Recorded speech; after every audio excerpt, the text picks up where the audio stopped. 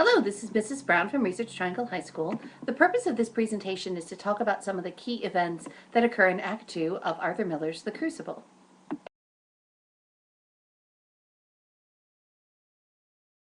The first thing we want to do is take a look at the setting. First of all, Act 2 starts about a week after the events of Act 1 end, and we're back at the Proctor's farmhouse, and we have this opening scene between John Proctor and Elizabeth where their relationship is really suspicious and distant and very cold. Elizabeth still hasn't really forgiven John for having an affair.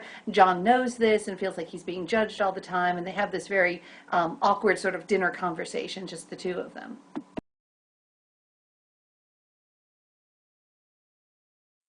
Now in Act 2, we get a better look at Mary Warren. Now we last met Mary back in the upstairs bedroom at Reverend Parris's house. She was one of the girls who was in the woods with Abigail that night, but she was really clear to point out to everyone that she didn't actually take part in everything. She just stood on the sidelines and watched. And she's the one that Mercy Lewis pointed at and said she means to tell. So we already know that Mary Warren is maybe just a little weak and a little shy. And she's been working for the Proctors ever since Abigail was fired. Well, we see a different Mary Warren in Act 2. She comes back into the house. She's become very bold and kind of defiant. We learn that she's been going into the court every day, that she's part of these big testimonies.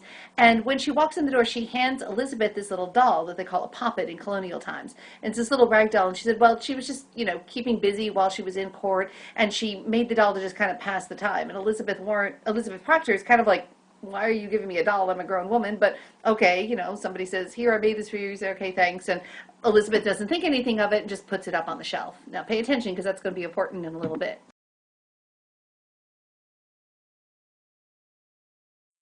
Now, in this play, of course, long before there was any type of television or Twitter or newspapers, Mary Warren is the one who's been going into town and brings back the news. 14 people have now been in jail for witchcraft ever since we left Tituba and the girls sort of calling out the names of just some of these old beggar ladies. We're starting to see some of the more well-respected citizens of Salem are starting to be accused. Mary Warren explains to us that Abigail Williams is now treated like a saint, that where people used to kind of murmur some rumors about her, this fact that she'd been fired, now they touch her, they get out of her way when she walks by, they say, bless you, child. And we learned that the people who were in jail, if they don't confess that they were witches, that they're going to have to hang. And in case you're wondering, like, well, why wouldn't everybody just confess? You have to realize that if you confess to being a witch, your reputation in that town was over. They could take all of your possessions, you would not be able to, your children would not be able to inherit, and your family name would forever be ruined. This means no one would do business with you, no one would want to marry into your family. And also remember, these are folks who thought that any lie was a sin, and any sin would be enough to damn you and send you to hell. So there was no concept of this just little white lie or lie just to save yourself, God will forgive you later. They thought that if they lied, that they would be condemning themselves to hell. And they said, I don't want to die. I don't want to be hanged for this. But at the same time, at least if I'm hanged and I know that I'm innocent, that I haven't done these things, I'm going to go straight to heaven. Whereas if I lie to confess, I can save my life here on earth, but I'm damning my eternal soul. So it's kind of hard for us as a modern audience to sort of get the distinctions between that, but that's very important. And then we get the news that Elizabeth Proctor's name was mentioned in court that day. Not actually accused, but somebody said something about Elizabeth Proctor, and we can kind of guess who. And Mary Warren stood up for her and said, nope, I work for her, I live with them, I've never seen any signs of witchcraft or any signs of the devil in that household, and everything passed by and seemed to be fine for the moment. But of course, Elizabeth is rather suspicious about this. Elizabeth Proctor has a lot of suspicions going on here in Act 2. First of all, she wonders why John doesn't want to go to court to begin with. When John came home that first day and said, Abigail told them it was nothing. They were just messing around in the woods and singing and dancing, and the girls were just being silly. So why hasn't John gone into court to explain this? John says, well, it was just the two of us. Nobody else heard us, and he doesn't think it's that big a deal. But Elizabeth at least thinks that maybe it's because he doesn't actually want to get Abigail in trouble, and suspects that maybe John is not telling her the whole truth. And she also tries to explain, John Proctor, she says, does not understand what this relationship meant to Abigail. For John, Abigail was just a mistake, this one-time thing that was over. But Elizabeth says something very important. She says, there's a promise made in any bed. In other words, the fact that John Proctor slept with Abigail means in Abigail's mind that they have this connection, they have this relationship. John Proctor says, nope, it was just one thing, it was no different than what animals do, doesn't mean anything to me, it's over. But he hasn't exactly been all that mean to Abigail. And Elizabeth is trying to explain to him, she's a young girl. You're her first love. You slept with her. She's convinced that you are going to be her Prince Charming, that you still love her and want to be with her. So much so that she's now sees this pathway that maybe she can get Elizabeth out of the way and have John all to herself. So Elizabeth is trying to explain all of this to John, like how this teenage mind is going to work in this young girl. And John just really isn't getting it here at all.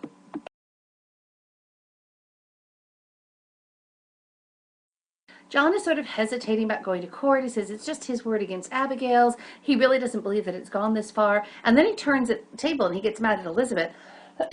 Excuse me. He says, why don't you ever believe me? Why do I always have these suspicions? I said I'm sorry. I said it was a mistake.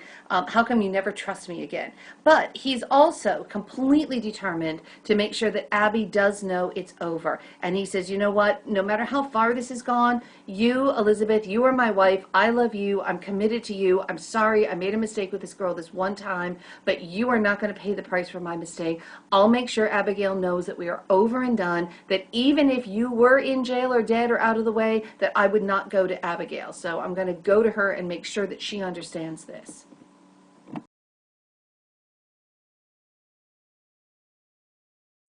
In the middle of all of this tense marital drama, Reverend Hale comes in. So here's, this knock on the door, and here's the minister calling. This high, prestigious, very educated minister who's an expert in witchcraft is calling.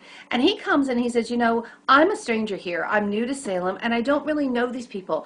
Some people are telling me that some of these families are really strong Christians, and others saying, maybe not so much. He's saying, I don't know people. So I'm trying to get to the truth of this. I'm not completely convinced that everybody whose name is being called is a witch, and I want to get to know you and find this out. So he's going and visiting everyone in person. He wants to know, as he calls it, the Christian character of each household. And he says, where it comes to the Proctors, there's what they call a softness in their record. They haven't always attended church. Their last child was never brought in to be baptized. And John and Elizabeth explained it. She says, well, I was really sick after my last baby. I couldn't really travel. I couldn't really get away. And then there's some politics that come in. We find out some of the truth. John Proctor does not like Reverend Parris, and he says, I don't want that man to put his hands on my baby. I don't think that he sees the light of God, and I don't want him to be the one to baptize my child. And this is a little shocking to Reverend Hale, because he says, he's a minister. You don't get to choose that. If he's a minister, he's already ordained. You have to accept his authority. And Proctor's like, not so much. And then they sort of test John Proctor. He said, okay, well, can you recite your commandments? And Elizabeth says, of course I can do it. And John says, of course I can do it. But we get this lovely bit of irony where not only does John Proctor remember all the commandments except one, the one that he forgets is the one about thou shalt not commit adultery. And his wife has to remind him of what that is. And Hale doesn't quite get what's going on, but he sort of senses this is a little awkward here.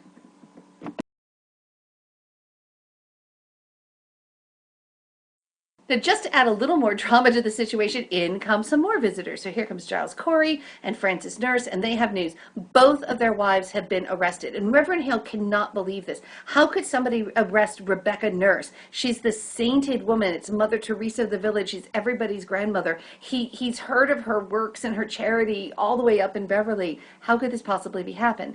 And this kind of, for Reverend Hale, sort of confirms what he's been thinking, that this isn't exactly going right anymore. That maybe these girls are not being truthful, or that they're really confused and mistaken, but something's not right. And Reverend Hale really takes that seed of doubt, and we see it really start to grow here when he learns that Rebecca Nurse and Martha Corey have been arrested.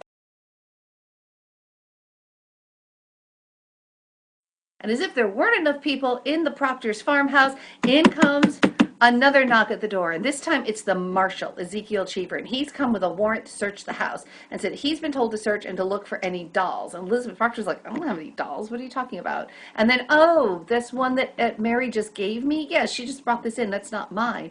But when they pick it up, they open it up, and inside, underneath the little doll skirt, there's a sewing needle. And Mary Warren says, well, I just put the needle in there so it wouldn't get stuck to anything. But you can start to piece together what happened. So Mary Warren was making this little doll. Abigail sees her stick this needle in, and then what Abigail has done is actually go and take a needle and stab herself in the stomach with this large sewing needle, go to the judges and say, I'm being witched. Then they find this doll at Elizabeth Proctor's house, so it looks like voodoo, but we really know what it looks like is a total setup. But Elizabeth does get arrested at this point.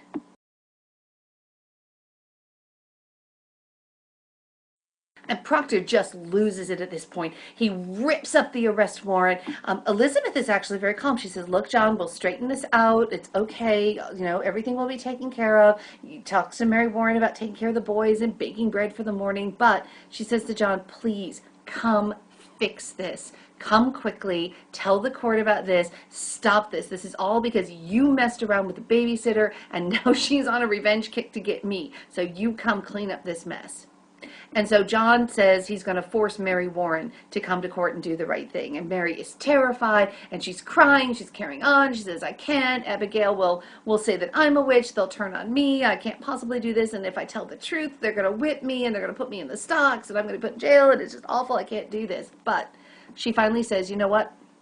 I got to do the right thing.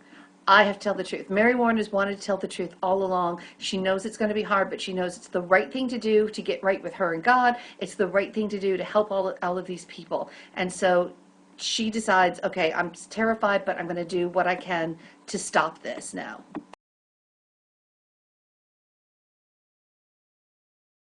So just to sum this all up, when we get to the end of Act 2, we know a lot of people are in jail, including Rebecca Nurse and Martha Corey. We know Elizabeth Proctor is on her way to jail. We know that Proctor is on his way to court to tell everybody that Abby's a total fraud and is just making this all up because she has the hots for him. We know that several people are not just in jail, but they've actually been condemned to hang, that they've actually been given the death penalty. And we know that Reverend Hale is starting to have some serious doubts about what these girls are up to. So, is Mary Warren going to be able to stand up to Abigail when push comes to shove in that courtroom? Is the court going to listen to John Proctor when he comes in and says, you know, these girls, guys, you've been fooled. This whole pack of little girls has got this entire courtroom and all of these judges convinced, but you're wrong about that. And do you think John Proctor is going to have to tell everyone about Abby's real nature and that the two of them have this relationship to explain his motivation? And the only thing I can tell you is stay tuned because Act 3 is going to answer quite a few of these. And that's the end.